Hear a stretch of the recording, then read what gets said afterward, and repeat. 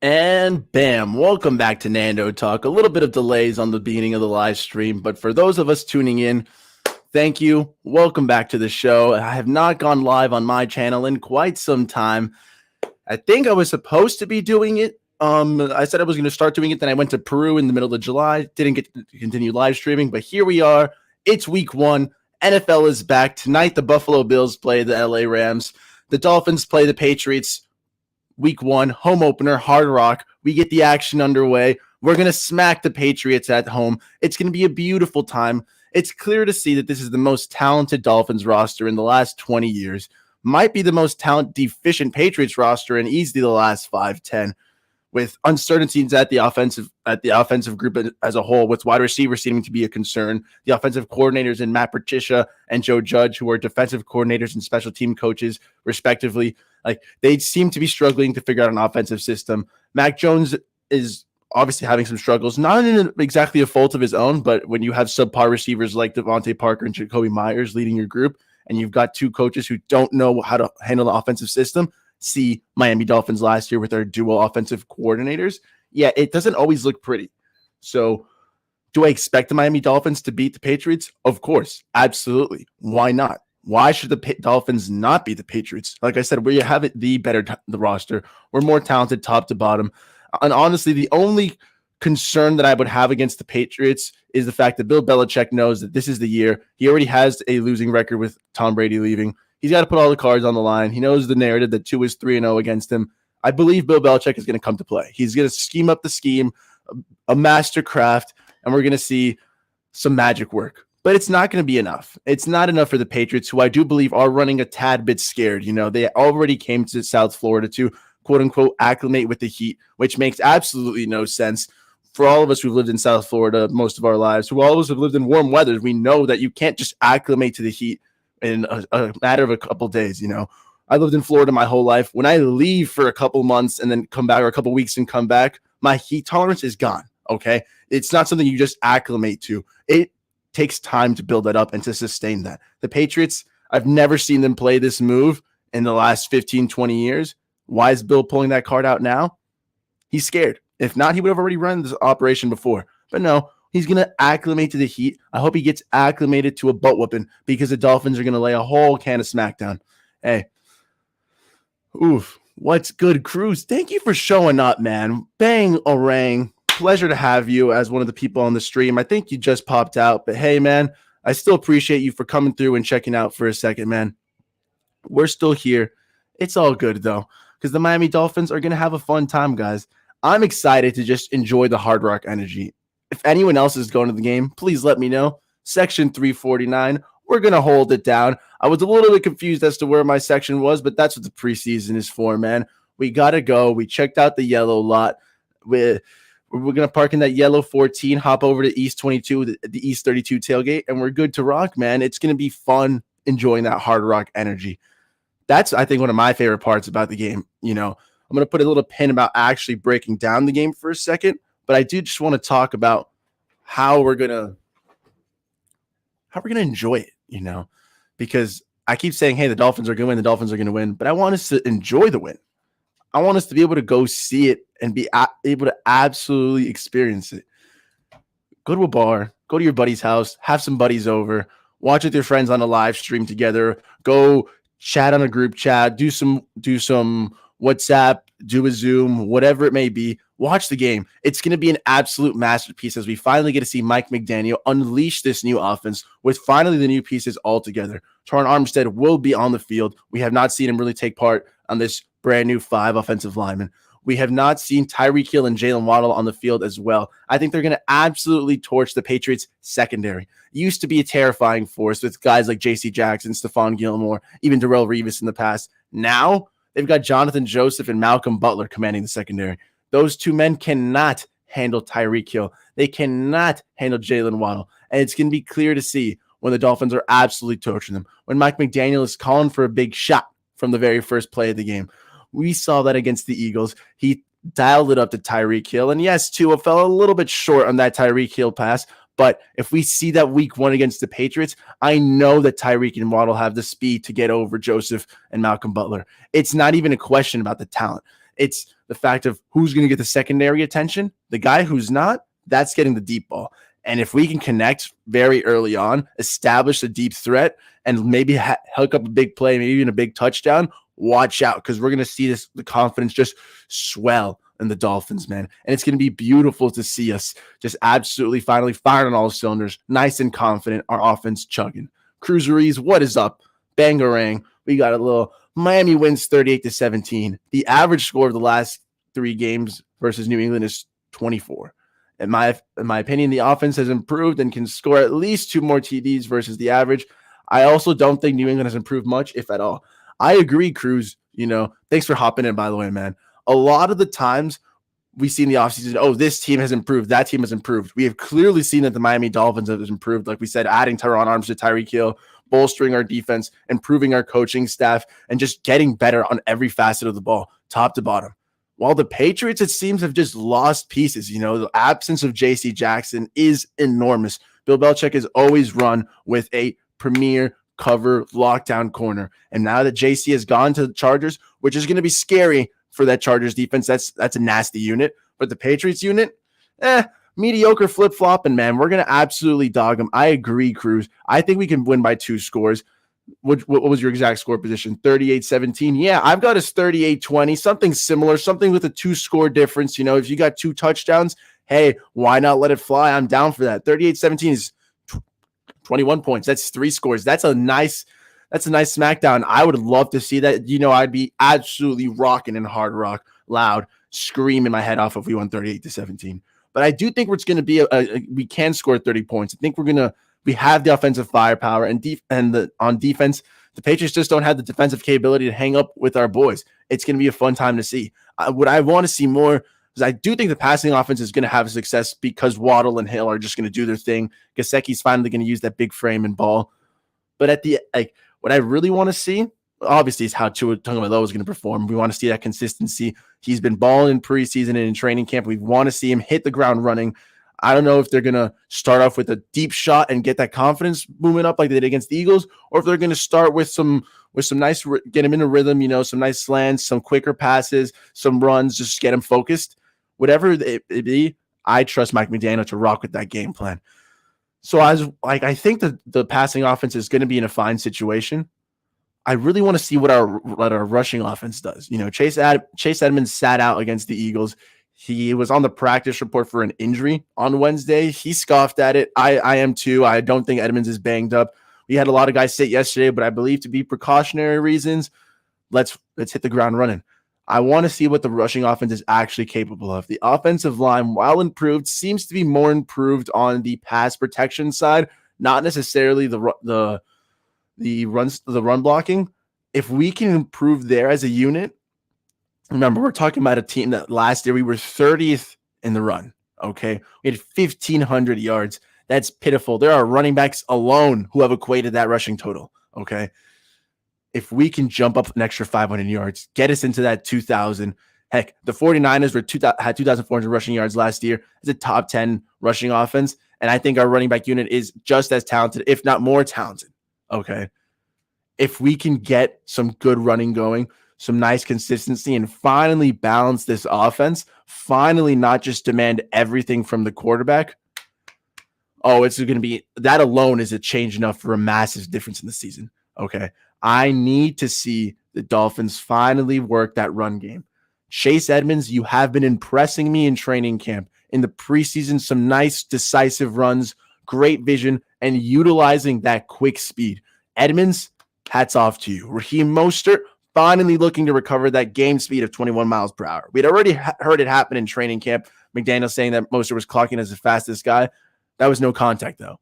Now, in a real football game, granted it is preseason, but game speed, man, oh man, my guy ran at 21 miles per hour. 20 miles per hour. He was 3 and 4. 2 of the top 5 fastest times last Saturday against the Eagles. Bang. That's what I want to see from the rushing offense. Chase Edmonds was named the running back 1 on the official depth chart, but if you sprinkle in both of them, I thought we were going to have more of a lightning thunder approach, keeping a Dokes or a Sony Michel. We cut both of them. We just kept speed. We got Chase Edmonds, Raheem Mostert, Savon Ahmed, and Myles Gaskin. If we use all 4 of their speed efficiently, keeping them all fresh, just handing them off the rock. If there's a hot hand, let it ride. If not, let the guys just bounce through. If you can keep that action up, man, we're in for a new Dolphins offense. Man, the play action is going to be set up beautifully.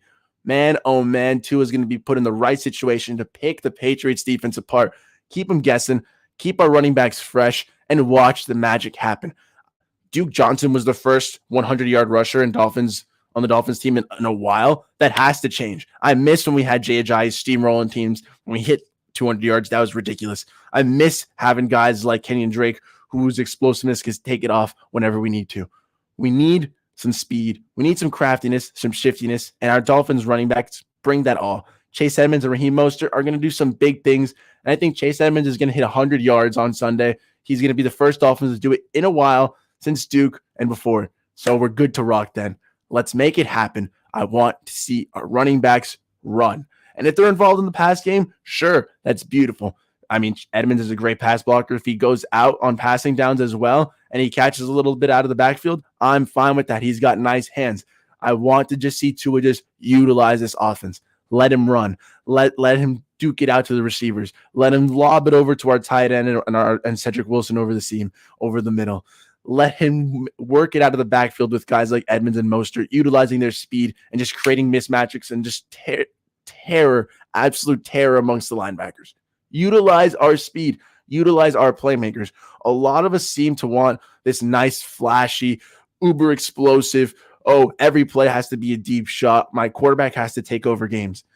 Tua Tagovailoa is going to be taking over in a slightly different manner, in the sense that he's going to step in the driver's seat and absolutely command this offense, doing what is needed to be done. Do we need to run well? Do we need to lull that little offense to sleep? Let's do it. Hand off the rock. Does he need to dice them up with some quick passes? Yes, let's do it. I don't care. We can rock with it. My guy Tua can do it over the middle. Let Tyreek Hill and Jalen Waddle absolutely cook. We saw Waddle has the capabilities of catching short passes.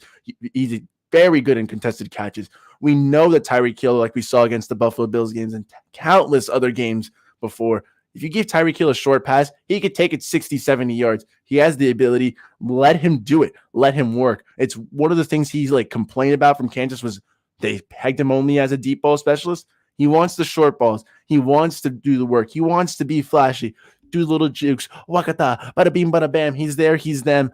Bang, orang, into the end zone. I don't care what you want to call it. Touchdown galore if you give Tyreek Hill the ball. So you give it to him short. Hey, want to work it more medium, deeper as the game progresses? Open up that offense. Why not let it fly? We've been watching the deep ball seemingly develop for Tua over this offseason. He's been hitting 50, 40, 60-yard passes in practice, in preseason, in a couple games, and I want to see that continue to develop. I think, like I said, if we establish the running game, if Chase Edmonds is on pace for an 100-yard game, I think if we've already opened up the short and intermediate passes with Tyreek Hill and Jalen Waddle just cooking, why not let it fly? Why not let the deep ball finally come out and bam, show up? That's what I need from Tua. I need him to recognize and react. And I know there's a lot of plays where he's going for the first down or he's going for what's there. Tua likes throwing what's open. But when that confidence brims up and swells inside him, I need to see Tua take the next step and say, bam, fake that little short pass. It's time to let my left arm cook and watch it fly. Can he sling it downfield in game? I believe he can. Yes. Was it a little short against the Eagles? Sure. 52 yards. That's not exactly a short ball, okay? That's pretty deep. I get it. If he had thrown 56, could that have been a touchdown? Sure. But will Tua do that in the game? Like I've been saying, the Patriots secondary cannot keep up with our guys. Tyreek Hill and Jalen Waddle are going to absolutely cook Joseph and Malcolm Butler. This isn't the little Seahawks Super Bowl, okay, Malcolm? Your time in the sun has long since passed, and Tyreek and Waddle are going to absolutely cook them, okay? On defense, if you want to switch around the question, because as much as we want to talk about Tua, he could put all the points up. If we don't stop Mac Jones, it doesn't really matter. The reason I haven't even touched on it is because, one, I think Tua is going to light him up, hopefully 1 to 2 score difference. I've been projecting 30 to 20 for the Dolphins Patriots. I think the Dolphins will finally crack that 30 mark. We'll have 100 yards of rushing. Our offense will be clicking. But there's a chance that 20 might seem too much for the Patriots, okay? Devontae Parker, we already know that his capabilities as a wide receiver one. Does he have the talent? Sure. He can catch those contested balls. He's one of the best receivers at catching balls without separation. Probably because he's one of the worst receivers at creating separation. Oh well, and that's not our problem to have anymore. He went from being our wide receiver one, wide receiver two, to our wide receiver five, to being traded, and now is the Patriots wide receiver one. I know we don't have Byron Jones. It doesn't matter. Xavier Howard is going to laugh at Devontae Parker on the other side and is just going to say, hey, Noah, hey, Keon Crossan, you guys match up on that guy. I'm going to go have fun and go create plays because that's what Xavier Howard does best anyways, being a playmaker, lining up wherever he wants to. But sure, if we have to erase wide receiver one Devontae Parker, it's easily done. Wide receiver two Jacoby Myers, not even a question, okay? Not even a question. Raekwon Davis was limited today. Waddle practiced fully. Cruz, thank you, okay? So I will talk about the D-line really quick to go back to offense. Like I said, I think Waddle, Gaskin, Edmonds, a lot of our offensive guys were held out due to precautionary reasons. Like, look, boom, Waddle's already back in practicing. He's been held out for the last week and a half due to precautionary reasons. He's back in the sway. I'm telling you, if you've got Jalen Waddle, Mike Gesicki, Tyreek Hill, Cedric Wilson, Chase Edmonds, Raheem Mostert, this is the most talented offense we've had in ages, okay? We're going to absolutely dominate them. But to go back to defense, Cruz Reese, thank you for telling me Raekwon Davis was limited today. I'm hoping that, again, this is another precautionary reason. That would be the best case scenario for the Dolphins. If we do have to replace on D-line, not thankfully, but fortunately, the D-line is kind of one of our deeper positions on the defense right now. Probably the deepest, okay? We'll start with the D-line. We got Christian Wilkins, and obviously Raekwon Davis would be starting alongside him typically when we have two D tackles on the field. But if Raekwon is more limited, if he's a little bit banged up, we're going to be seeing more of Zach Sealer, the most underrated man in the NFL, one of the best defenders. We all know how good he is on limited snaps. I would be a bit sad to see Raekwon Davis being a little limited and going down a bit. But if that means more snap and more play for Zach Sealer, I'm all for it. This guy deserves it. He's an absolute unit. He looks like Thor, beast of a D lineman. And if he can get some sacks and get some more snaps, I'm all for it, Cruz. Wilkins is the heartbeat, though. So as long as he's healthy, I'm good to rock there. I'm excited to see what the fully unleashed pass rushing demons of Melvin Ingram, Jalen Phillips, Emmanuel Ogbah, and now veteran Trey Flowers, all added to get after that QB. Oh, baby.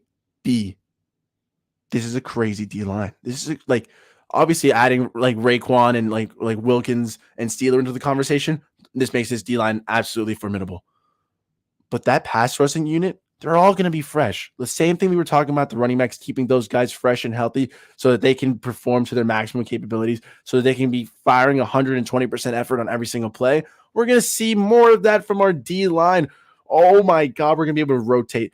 Granted, Raekwon being injured would bang up that little bit of rotation, but aside from that, off the edge, coming after the QB, Jalen Phillips is going to have a monster, massive year, okay? I think he can have 3 sacks against the Patriots. He's going to be welcome back to the NFL. Bada beam, bada blam. He's going to absolutely smother Mac Jones's face into the ground. Sorry, buddy. You'll be burying your face mask in there. Jalen Phillips standing over him. 3 sacks. The Wonder Kid is back. Oof. We're good to go on that end, though. I think Jalen Phillips is going to have a massive year. If he can have 15 sacks, push 20 in his second year, I know is a lot to ask for. But Melvin Ingram has been coaching this man up. Jalen Phillips is in for a massive year. In the times where we've seen the defensive linemen and the linebackers separate in practice and go work one-on-one, one man would work on his own. Melvin Ingram. That's right. He was our hybrid guy, more of our designated pass rusher. He was working with coaches, showing them his little pass rushing moves, working with his hands, showing technique, and occasionally work one-on-one with guys like Jalen Phillips, Andrew Van Ginkel, but mostly Jalen Phillips. And I could just see him coaching him up, talking him through. And that's why you bring a veteran onto the team. You bring him for that precise reason, to coach up your younger players and bring out the best of them. I think Jalen Phillips is in store for a massive year, and the massive year begins with this game. 3 sacks. Let's hit it for Mr. Jalen. But the D-line is fine and all. But my favorite part of the defense is the secondary. I know it's a little banged up. Wait, before we go on to the secondary, let me talk about Mac Jones facing our D-line. Because this is the Patriots breakdown, kind of. Okay. We saw Mac Jones against the Raiders preseason. Absolutely rattled. This kid threw into 6 people, okay? I guess there was a defender there. And then there was a 6 freaking defender. There was one Patriot there, and there was 6 defenders around him. What the hell, Mac? Well, you can't blame that on the offensive coordinators. You can't blame that on Parker and Jacoby Myers being subpar receivers. You got to blame that on Mac Jones. It's what happens when he gets rattled. I get it. He's a pro-ready QB. He's still a man. He's still a boy. At the end of the day, maxed out Jones, if you throw enough pressure at him, if you ask him to step up and show that talent, he's going to fall short of it. Our D-line of Christian Wilkins, Zach Sealer, Emmanuel Ogbah, Melvin Ingram, Jalen Phillips, they're going to cause absolute havoc for Mac Jones. That little picture of him throwing the ball and doing the little face, the little pictures of him crying, you're going to see a lot more of that after this Sunday as we get in his face over and over again. Yes, I called for a Jalen Phillips 3-sack game. I think our defense has 5 sacks in general. Okay, I think we're going to absolutely get after them. It's going to be electric in Hard Rock. I've been calling for a 30-20 Dolphins game. 20 might be a lot for the Patriots. Can't wait to smack these Pats. Akshat, my guy, I appreciate you for being on the show, man. Akshat is one of my buddies from high school. I've known this kid since I was 14, 15 years old. A pleasure, my brother, for having you on the channel. Thank you for the support, my friend. We're here to talk to Dolphins. You were there on that preseason game when we beat the Eagles. You know we're going to smack the Patriots. You know our little buddies Cam and Broad, they have no shot of their Pats winning week 1. We're going to absolutely destroy Mac Jones. Can't wait to watch them smack him. Smack, smack, smack. Dolphins Thirsty. What is up? Thanks for popping in, boss man. We're just doing a little live stream. We're talking about a little Dolphins Patriots. You know, I did cover the Dolphins offense a little earlier. Now we're talking little Dolphins defense, how it's going to absolutely annihilate and crush Mac Jones. I just covered our D-line. A fun time indeed.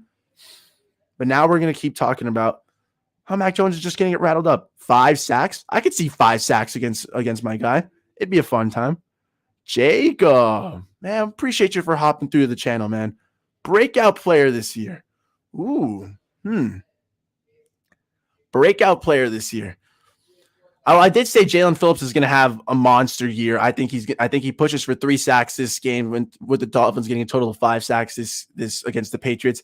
I hope that Jalen Phillips pushes for 15, 20 sacks in his second year. That'd be crazy. But we've been missing that Dolphins pass rushing motor for so long. And Jalen Phillips at 6'5", 260, has all the athletic size, the capabilities of getting there. It'd be amazing to see him do all good. Jacob Portal, I also was going to touch safety. I love that you said Javon All-Pro.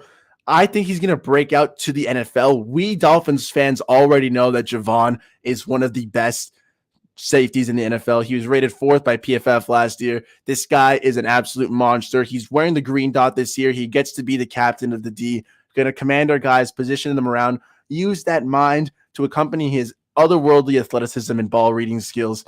Javon as an all-pro, I agree, man. I think he's going to hit the scene. But if you want a breakout player for me, Brandon Jones, okay? A guy who seems to still be flying under the radar throughout the NFL, despite being one of the best tackling safeties since coming into the league in 2020. A 3rd-round pick out of Texas. This guy's an absolute monster. I love Brandon Jones, Mr. 29.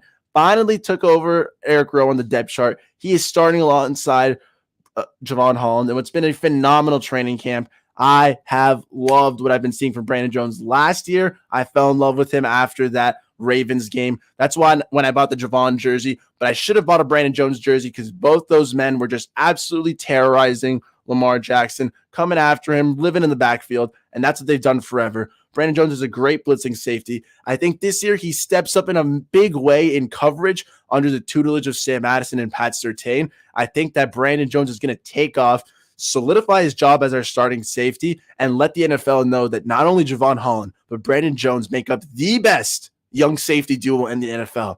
That's right. I think Javon will be an all-pro, and Brandon Jones is going to be talked about being as a Pro Bowl snub because he's going to be an absolute monster this year, excelling in the blitz like he always has, getting after the QB and the running backs, but also taking it up in pass coverage to give us this dual threat, Javon Holland and Brandon Jones, interchangeable safeties. The defenses will not know what's going to hit them. They don't know if which one's going to blitz, who's going to drop in coverage, if they're both going to blitz, if they're both going to drop into coverage. We can already do that, but there is a tad bit of liability in Brandon's coverage skills. If he erases that, if he can become locked down, or at least continue using his athleticism to translate to his coverage skills, not only is he going to get a spot on the wall a lot sooner, I already want a white throwback Brandon Jones jersey, but he's going to be a baller in the NFL and in the Dolphins for a long time to come. I'm so happy for this young safety group.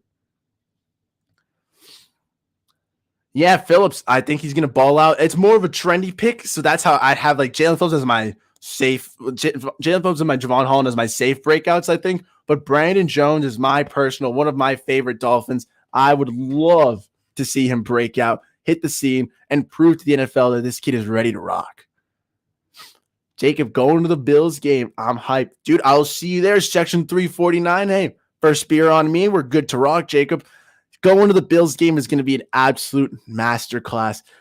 It's a little scary without Byron Jones, but thankfully they don't have Tre'Davious White either. So it's a bit of a push, and I give the favor to our secondary. Like I said, I've been gushing over Brandon Jones, gushing over Javon Holland. And at the same time, I truly do think that Xavier Howard is going to hold it down. Nick Needham is a phenomenal slot corner. And I've said that's one of my boldest takes, I think, for this Patriots game. I think whoever starts alongside Xavier Howard or Nick Needham, whether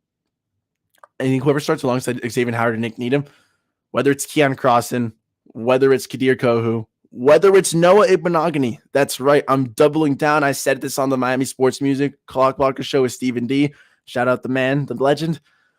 But my boldest take, especially when it comes to the secondary, is I think whoever starts outside with Xavier Howard and Nick Needham, that outside corner, Kadir Kohu, Keon Crossan, or even Noah Igbinoghene, I think they're going to get a pick and a pick six. Take that baby to the house because they know they're playing for their job. Whoever gets the start is going to be oozing with confidence, and no, it's on me. Xavier Howard's locking it down. I've got my beautiful safeties behind me giving me all the support. That cornerback too knows that if they can get a pick, if they can make a play, that job is theirs for the taking, and they keep it.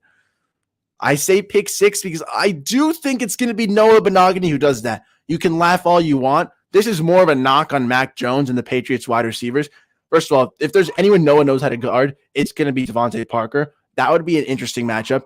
If he goes on Jacoby Myers, again, that talent difference doesn't really scare me. I think Noah Igbinoghene, he's heard all the noise. If Sam Madison and Pat Surtain have trusted him to stay on the roster, who am I to judge two Dolphins absolute legends in the cornerback room? If they think that Noah or Keon Crossan or Kadir Kohu were ready to start, whoever that guy is, and let's say it's Noah, they're in for a big game. That kind of confidence from legends like that, like inspiring you, you're good to go. But also knowing strategically, this is my job. This is my future. I've got to come to play. I've got to come show up. If there's one guy who's known for his athleticism, who's been a bit of a return man, Noah Igbinoghene, pick six. I would laugh so hard at Mac Jones. I would bully every single I do not condone bullying, but I would laugh at every Patriots fan in my vicinity. Ha, ha, ha, ha, ha, ha, ha. If Noah Igbinoghene got a pick. Well, I lost 3 listeners off of thinking that Noah was going to get a pick, but it's okay. We're ready to rock. It's a bold take. We're good to go on that end. Thoughts on the Ravens game? I think we just have the better overall team. Yeah, we'll put a pin on the Patriots talk real quick because I've been talking mainly season projections for a second. Thoughts on the Raven game? So I do think the Ravens are going to smack the Jets. That's obvious. And if we beat the Patriots, we'll both be 1-1 entering this game. Baltimore typically has our number. Last year we did beat them, but they were a bit banged up. We devised the blueprint on how to beat Lamar. Again, they were a bit banged up. We were at home. It's not always the same situation, and it was a Thursday night game. But I'll talk about it in 1 second.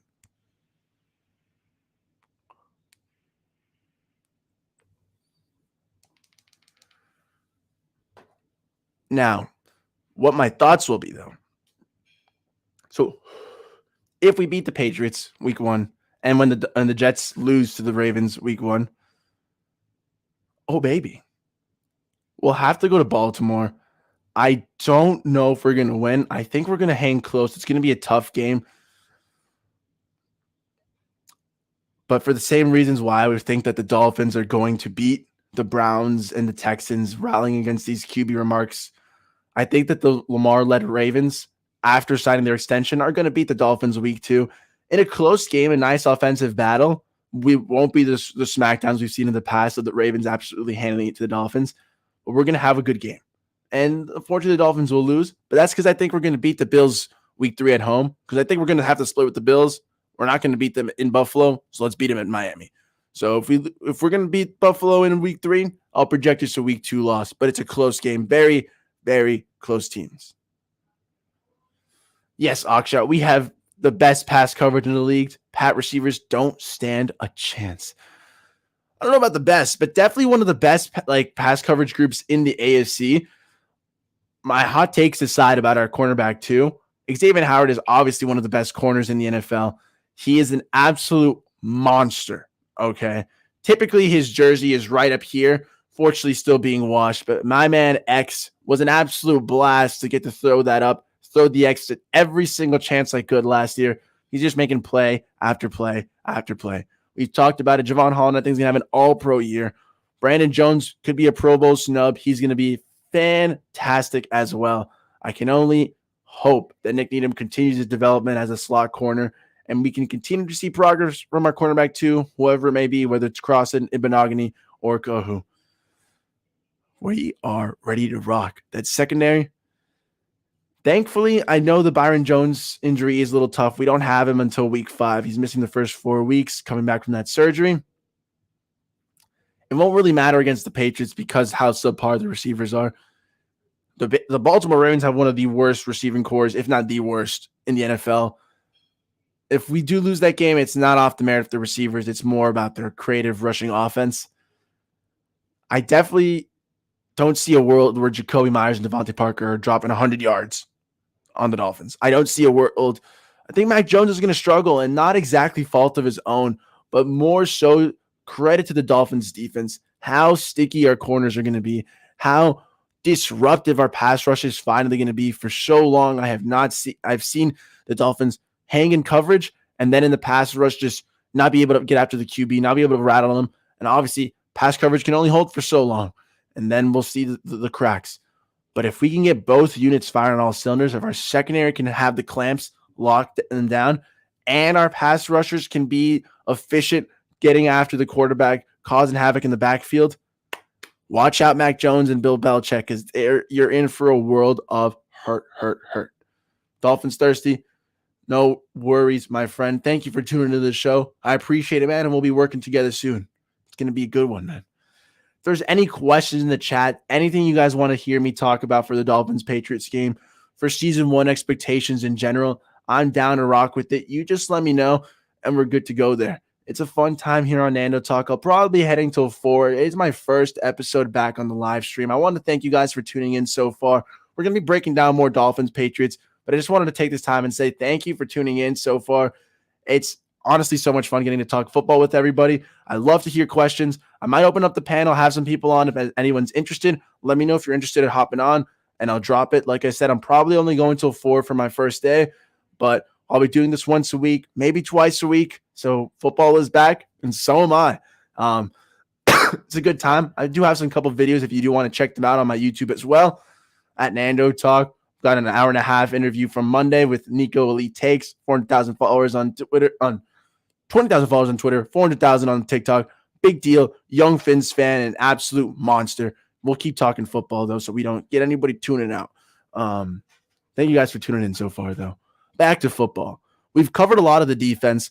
We've covered the defensive line and the secondary. And while I do think those two units are going to be critical to our success, it's all going to take the linebacking core is what really needs to hold up. Like I've been making fun of, can Miami exploit New England's lack of depth at safety? Yeah, Aksha 100%, man. Before I go into us covering one of our weaknesses, our linebacking spot, we'll go back to talking about the Patriots' weakness. That depth at safety, depth at corner is very minuscule. We, on the other hand, are beyond deep at receiver with Tyreek Waddle, Cedric Wilson, Eric Ezukanma, Trent Sherfield. They can all make plays. Mike Gesicki, Durham Smythe are going to be very involved in the passing game. Even Hunter Long was showing up in preseason. They're going to have to double cover guys like Tyreek Hill, guys like Jalen Waddle. That leaves little to no safety help for players like Mike Gesicki, who's a big body, probably needs two guys to cover him at times. It's going to leave little room for error when you guys have guys like Cedric Wilson and Eric Ezukanma streaking down the field, nice and fresh because they're going to be interchangeable. The weakness at safety for the New England Patriots, it's definitely real. It's definitely real. The weakness in their secondary in general is going to be exploited in a massive way by the Miami Dolphins. Whether Tua Tagovailoa is slinging the rock deep, whether he's throwing it short, whatever he's doing it, it's going to be successful because that secondary is just not it. And especially at safety, they don't have it, man. Jonathan Joseph and Malcolm Butler, especially at corner, do not scare me at all. Which so what way? It's going to be a fun time, guys. I think the Dolphins are going to have 100 yards rushing, but if we can have 300, 350 yards passing, man, oh man, what a time to be alive. It's going to be a fun one, and I don't know what else we can do except exploit that secondary. I want to see more running, but if we can get 350 yards passing, 3 touchdowns from Tua, no picks, I'd talk about exploiting a secondary, huh? But speaking about exploiting weaknesses, we'll flip back over to our defense. Thanks for the question, Lockshot. We'll flip back over to our defense. We've talked about the defensive line as a strength. We talked about the secondary, despite the Byron Jones loss, still being a strength of this team. And as strong as I think this defense is, there is a clear, not weakness, but definitely a unit that is not up to the caliber of the rest. And that would be our linebackers. I like Jerome Baker. He had a bit of a down year last year with 92.5 tackles, 5.5 sacks. That's a down year. It's still a phenomenal year for most linebackers. However, he's supposed to be our middle linebacker and the captain of the defense.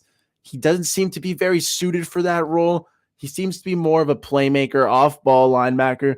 He's a bit undersized, so it makes sense that he can't directly rush offensive linemen. We do need to be a little bit more creative, get some exotic blitzes for him to get rolling. But I still love what Jerome Baker brings to the table. I will never say no to talent, never say no to a playmaker. Let's let him do what he does best, work a little bit more off ball, and just make some plays, make it happen, use that athleticism to make some action rock. We unfortunately don't seem to have a true middle linebacker. When there were rumblings for Roquan Smith, I would loved it. When Bobby Wagner was a free agent, I was clamoring for it. I think we've got a bunch of if this was like a high-end linebacker twos, not necessarily a true linebacker one, but it's all good. We're good to rock there. I think we've got players who can develop into that, We've got vets, Duke Riley. I was teasing him in training camp, but he's been balling ever since then. Duke Riley has been showing up and showing out in training camp. He made the team. The former LSU player, has been doing well. My guy, Duke, number 45. Congrats on making the roster, and I think he's going to be in for a nice role. Again, just like our running backs where we don't maybe have a true running back one and instead have a bunch of similar players who are going to fill in a great role, I think our linebackers are the same. Jerome Baker is going to be a playmaker. Duke Riley's got a veteran poised him and knows how to read the defenses, knows what he has to do. We've got the young upside flash in Channing Tindall, the third-round pick, our first pick in the draft out of Georgia, 6'3", 230 monster, 4'7", 42-inch vertical. I say it every time because I stress this kid's athleticism is otherworldly, absolute monster, okay? Right now, he projects as a linebacker, too, as a guy who's going to be a QB spy. He's going to be useful in taking down quarterbacks like Lamar Jackson and Josh Allen later in the season when he sees Justin Fields. He'll have boatloads of NFL experience on how to mitigate running quarterbacks for long gains. It's going to be a fun time to see Channing Tindall's growth. But he's already been aggressive. He's been making plays in preseason against the Eagles in the last preseason game. He had 6 tackles. He did have a critical miss, but my guy Channing Tindall is starting to make plays, starting to get his roll down in the NFL. I want to keep seeing that aggressiveness. I want to keep seeing that athleticism come into play. I want to see it grow. and I need to see it all go down. There'll be a bit of a learning curve, but if he can develop into that true middle linebacker, grow into a leader, he was a leader at Georgia. If he can grow into that in the NFL, watch out.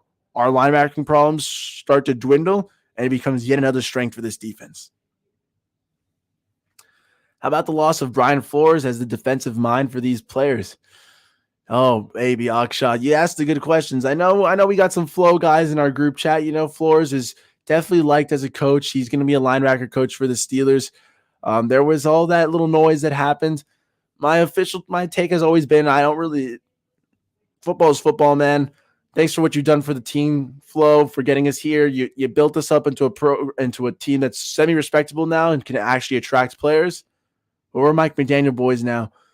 There was that struggle, that little talk of who was calling the play calls in the first half of the year when the defense looked atrocious, who was calling plays in the second half of the year when the defense was looking a lot better. Boyer says he called plays in the second half. Josh Boyer, our defensive coordinator. Brian Flores says he called the plays in the second half. There seems to be a debate over who did what, but I do believe it's Josh Boyer. I do believe this defensive unit is going to be fine. I do believe we kept every single player on defense from last year and then added Channing Tindall. Okay. We are losing Byron, so we can no longer say that same statement, but I do think that if Boyer was the one calling plays, if he's the one with the presence in the locker room, we get Boyer, we get the same defensive unit from last year. Hopefully we see the second half defense from the Dolphins last season. We can see them hit the ground on all cylinders, and that's why I like that we play the Patriots, a team that our players are going to bring it up and step it up to, but that I'm not too particularly afraid of, where I do think that our defense is going to have some nice success. Okay. It's going to be a fun time. I do think our defense is going to absolutely rattle Mac Jones. We talked about the D-line just creating havoc. I think 5 sacks for them, generating some pressure. It's going to be a fun time to see Mac Jones be rattled and have to throw into tight coverage from our nasty secondary. Like I said, Xavier Howard is going to have a fun time creating plays. Nick Needham is going to continue showing development in the slot. He was nice there in the slot last year to let up no touchdowns in man coverage. I want to see Nick Needham continue to develop there. I think our cornerback too, whoever lines up outside of Xavier Howard and Nick Needham, is going to have a phenomenal day.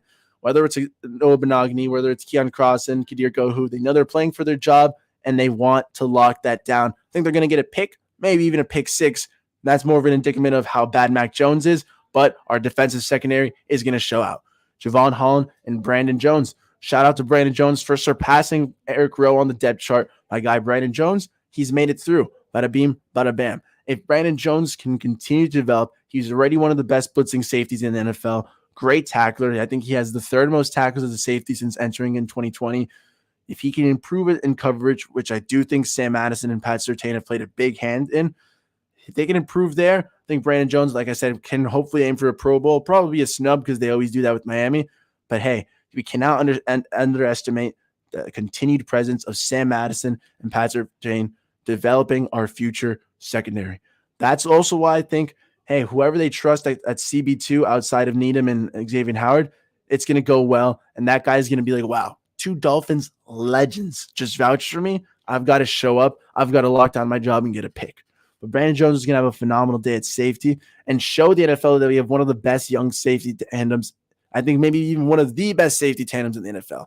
Because Javon Holland, who's already rated as the 4th best safety in the NFL last year, is going to finally show up and be an all-pro, break out, use that athleticism to the best of his capability, use his leadership to continue to grow. He gets the green dot. He gets to call the plays. He's going to line it all up. And bing, bada, bam, our disgusting defensive line that's going to be so disruptive is going to have Mac Jones throwing pick after pick to our sizzling secondary. So nice, so crisp, so sticky in the coverage. When Byron Jones comes back, that defensive secondary is a top 5 unit in the NFL. Don't question me on that. It's just the truth. The Dolphins are looking so pretty. The linebackers, I think they're going to develop. Tyndall is going to be the main guy to let it fly. If he can continue to grow, start as a QB spy, but continue to grow and to be a true middle linebacker 1, I'd love to see that. J fam, thanks for tuning in. What is up, boss? We're here. We're talking Dolphins. There we go. Positive vibes continue. Like I said, disruptive D-line, sticky secondary, and a young linebacking group that is still growing and developing. I'm in love with the promise of this defense. I'm in love with what we could actually bring to the table for week one. Let's go, FinFams. Jay, you are 100% right because we need the energy, the fire. I'm pumped to see what Mike McDaniel is going to bring to the table for week one. Guys, the reason I sound so positive, the reason why I sound so upbeat is because after going through this team, how can you begin to tell me that this is not the most talented Dolphins roster in the last 20 years? It doesn't make any sense to me if like to have any like negative feelings towards it. Yes, you can have maybe some doubts, and that's okay. You know, the Dolphins have hurt a lot of us in the past. It's okay to feel a tad jaded. But to not be positive, to not recognize that this offense is going to be absolutely explosive, that this defense that looked so nice last year retains all its pieces, and if anything, just continues to develop as we add better coaches, as our younger guys continue to take leaps. Same goes for offense as our young wide receivers, as running backs, as our QB1, Tua Tagovailoa, continue to take leaps and continue to develop. How can you not be impressed with the poise, with the potential of this team? I've loved everything I've heard from players in interviews, in little post-game conferences, with the coaches talking, whether they're coming on the drive time with Travis Wingfield, whether they're going just after practice, whether they're doing press conferences in general. All of our Dolphins seem to be talking about this new energy, this new feeling. For anyone who went to training camp, anyone who went to the preseason practices, to the games, you got to see that energy. It was there. It was electrifying. It was clear to see in the air almost. You know how you see the ripples of heat? You could see the ripples of new energy just flowing around the Dolphins. And we finally have some confident team. We finally have players relaxed and comfortable and ready to ball out. And the reason why I say this is that's why we have to beat the New England Patriots. This new energy, not only do we have a responsibility to keep it up and keep helping it grow, but I want to see that spread to our fan base. Winning heals all. If we go out there and give a big game against the New England Patriots, it's going to silence the doubters. It's going to bring this fan base together, and it is a must-win game for the fans alone. You know, we need this dub. We need the signs that we have not been overly hopeful. We need the signs that our positivity is warranted, that we are correct in our analysis, that this team is different. And I truly do think it is a different team. But moral reasons aside, like morale reasons aside, I think that this is a must-win game for the Miami Dolphins. This is a must-win game for the Miami Dolphins because the Patriots are just an inferior team. If the Dolphins want to be taken seriously in the AFC, we have to win games like this. Not only taking care of business in a divisional game, but just the fact that we are a much more talented team than the Patriots are. Our wide receivers are better. Our corners are better. Our D-line is better. Our O-line might even be better. Our running game is pretty comparable. I think our quarterback is better. Top to bottom, I think the Dolphins have a better roster. Besides head coach and Bill Belichick, and we don't even know what Mike McDaniel is going to bring. I think we have a better coaching staff as well. So if top to bottom, the Miami Dolphins, the 53-man roster is better than the Patriots 53-man roster, what excuse is there for us to lose? No, none, nada, zip. Bada beam, bada bam. This has to be a win. I need to see the Dolphins take to the field and show up. I want it to be 30-20. I've seen 38-17. I've seen 24-21. I've seen 21-20. Whatever it is, a win is a win. A dub is a dub. And if Tua Tagovailoa can pull it out, if the Dolphins team as a whole can show up and absolutely bury the New England Patriots, it's what good teams do to bad teams. That's what I'm saying. That's why I'm hoping for more of a 2-score win, but it is a divisional game, so I can see it being a bit tough.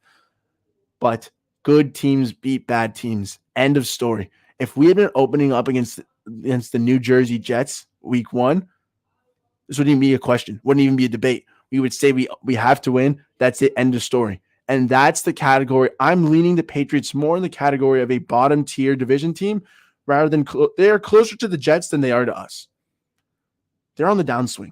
Okay, and the Jets have actually improved their team greatly. Okay, the Patriots are one of the few teams in the NFL who have not improved their roster, who, if anything, have gone down after going out and spending the most money in free agency last year for a bunch of weapons that just did not pan out in Kendrick Bourne, Hunter Henry, Jonnu Smith. The Patriots pale in comparison to the Miami Dolphins, even to the New York Jets. So if that is the case, we have to beat the Patriots. There is no ifs, ands, or buts. There is no excuses. even a positive guy like me, one of the most positive guys on Dolphins, I think the Dolphins have to beat the Patriots. It's not a question. It is a fact. Okay. We have to go out there. We have to show who's business. We're trying to lay a claim on the division. We are trying to go after the Buffalo Bills. I don't think we're going to catch up to Buffalo, obviously, and make a run for the AFC East. But if we even want to have a shot, we were 4-2 in the division last year. We have to continue sweeping the Patriots and continue sweeping the Jets. We can lose in Foxborough maybe later in the end of the season, but I don't even want to think of that as the case because the Dolphins have to win now. We have to beat the Patriots. How many times have the Dolphins gone out? Have we gone at the end of the season and say, "Dang, Dolphins were one game away from going to the playoffs. Oh, we had 9 wins, 10 wins. Think about if we had one more win against the Jaguars, the Falcons. Oh, think about if we hadn't dropped X game or Y game. If this play or that play. None of that, okay? I don't want to get to the end of the season and say, dang, what if we hadn't lost the home opener to the New England Patriots? Would we be in the playoffs now? No, that cannot be an issue. That cannot even be dreamt of as a scenario.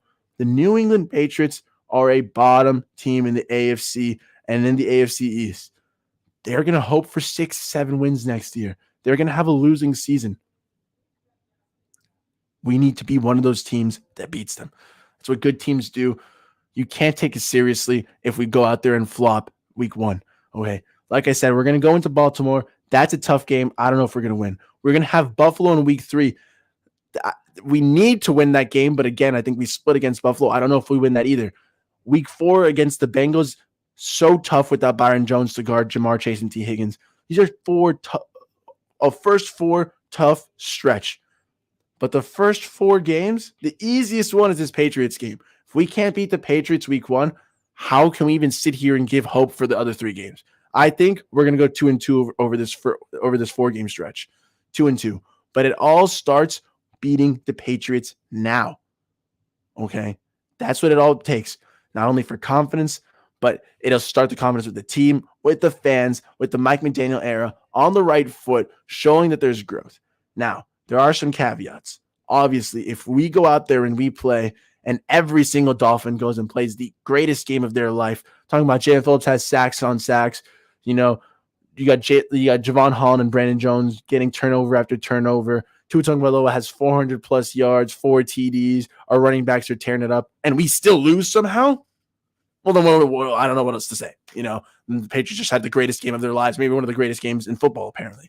Because if all of our Dolphins ball and we still lose, I'd still be happy. A little sad on the record, but I want to see the positive growth.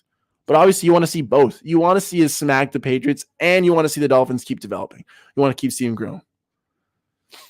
How is Skylar not starting? It's crazy. I'm not even going to really entertain that besides probably a troll. Oh, you might be joking around, but Skylar Thompson is not starting because he's not a good enough quarterback to be QB2, apparently, because they kept Teddy Bridgewater. Not good enough to be QB1. Sorry about that. Great guy. Great development. I hope for the best for him for his career. I hope he keeps getting to grow, but that's why he's on the bench, so he can grow. Tua Tagovailoa is QB1. That's it. That's it. End of story. Yes, because he's not better than Tua. You got to stop taking preseason. Yeah, if he was better than Teddy, Teddy would have been cut, but oh well. Just leave it all on the field. Blake, exactly. I want to see the Dolphins come out and leave it all on the field. That's all I can ask for the Miami Dolphins. I need to see them come and show up. I think we're going to be, and I think if we come and show up, we'll beat the Patriots. It's not even a question, Blake. Like if we leave it all on the field, if both teams leave it all on the field, the Dolphins are the more talented roster. We should win. End of story. Okay. If we start off slow, I'm going to be a bit nervous. But when you have an offense as electric as Tyreek and Waddle and Mostert and Edmonds, you can never truly count us out, which is going to be my biggest fear of the Dolphins.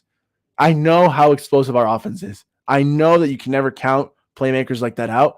I never want to get to that situation. I always want to be in control of a game. I want us to use our rushing offense to the most. I want to see us continue to develop this offense and show that we can take over games, keep our defense off the field, and keep them fresh. Blake, I want to leave it all on the field. Thanks for tuning in. Big Michael, also thanks for tuning in. And Mr. AC Milan, also thanks for tuning in. Everyone, Adam Sadowski, you too, bro. Bins up to a time. I think that's the time. I think the offense is ready to show up. It knows that plenty of times last year, the defense was doing the heavy lifting, that our defense had to stay on the field for longer than needed to be, constantly being put in cruddy situations. They'd get off. You'd see our Dolphins even get a pick. You'd go out there and we would throw a pick right back. No longer. We have to clean up on offense, and I think we will. The Patriots are a perfect tune-up game. Mike McDaniel gets to be crafty, be very creative against one of the best minds in football, Bill Belichick. Blake, of course, man, thanks for tuning in. I think Mike McDaniel gets a nice chess match against Bill Belichick. I think we get to match up our team against a quality franchise in the NFL. Say what you want. I've been saying a lot of smack about the Patriots' talent as a roster, but I do think as a franchise, they're a great franchise. They've developed into this great franchise, and if we can beat them, we're good to go. Hey, if you build it, we will come, Blake. I appreciate that. We'll be going live every Thursday from 3 to 4. It's going to be a good time. Football is starting. If it's a slow Dolphins day, I'll talk more about the Thursday night football, but I'm so excited about Finn's football. I can't talk about anything else. We're good to go with that because the Dolphins, I truly think this is the year we show differently. Our offense, they're going to clean up. Heavy running. Edmonds, like I said, 100 yards. Mostert showing up as well, fine and dandy. I want to see the guys absolutely committing to this offense. I want to see our offensive line showing up. This is something we have not seen since maybe 2016, this competent an offensive line. We had the 32nd ranked unit last year. If these guys all play well and we can get the 20th ranked unit, that's a 12-spot increase. The time and the wonder that will create for the rushing lanes, for our receivers to get down the field, for Tua to have time and space. Oh, baby. That offensive line is going to be beautiful. Teron Armstead, Liam Eichenberg, Connor Williams, Robert Hunt, and Austin Jackson. Bit young with Eichenberg and Austin Jackson. They need to develop, but I'm happy for them. I trust Matt Applebaum. If that offensive line holds up, that is the key to beating the Patriots, I think. That is the only scenario where I see the New England Patriots taking a stab at the Dolphins is if Matt Judon and the boys, that Patriots D-line goes absolutely insane and cause some havoc. If not, I think we're fine. I think we're safe on that end. If our O-line can be manageable and serviceable, Tua will have time to dissect that defense. Our running backs will see the vision, hit the holes full steam, and we're good to go on that end. Oh, baby. I'm so excited for the Dolphins. Is there any questions? I'm going to give my quick little recap about what I think my biggest projections for this game are at most of the position groups. Let me know what you disagree. Let me know what you think is agreeable. And let me know if you have any questions. I'll be doing more videos later this weekend, but we're good to go on that. The future, I might go for longer. For today, it's the first stream. And I don't really have too many questions. I don't really have too much to go off. I'm a little hungry. I should have eaten lunch beforehand. But let me give a little quick recap over my predictions for the game. Quarterback, Tua Tagovailoa, 300-plus yards. I'm aiming for 350, 3 touchdowns, no picks. Okay. Chase Edmonds, 100 yards. Let's see it. Be the first guy since Duke, and I don't even remember the first 100-yard rusher since before Duke Johnson because he was the first in a long time. We got Tua Tagovailoa, 300-plus yards, aiming for 350, 3 touchdowns. Chase Edmonds, 100-plus yards. Let's get some good ground and pound, some nice running offense. Okay. Bada bing, bada bam. Wide receivers take off. I think the first touchdown of the game goes to Jalen Waddle, but the first catch to Tyreek Hill. Good to go there.